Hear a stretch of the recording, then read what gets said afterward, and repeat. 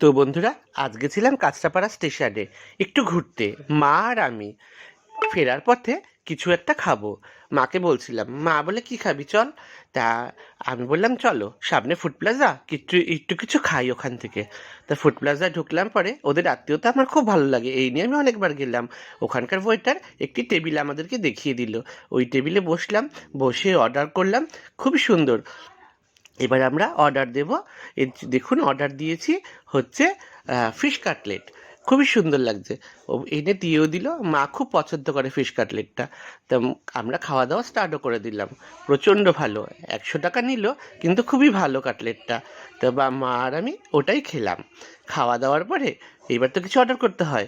Main কোর্সের জন্য order করলাম ফ্রাইড রাইস ও চিলি ফিশ। ফ্রাইড রাইস ও চিলি ফিশ। এবার আমরা দুজন, মা আর আমি হাফ হাফ করে খেয়ে নেবো, কেননা অতটা খেয়ে আর খাওয়া যায় না। তো বন্ধুরা, কেমন লাগলো?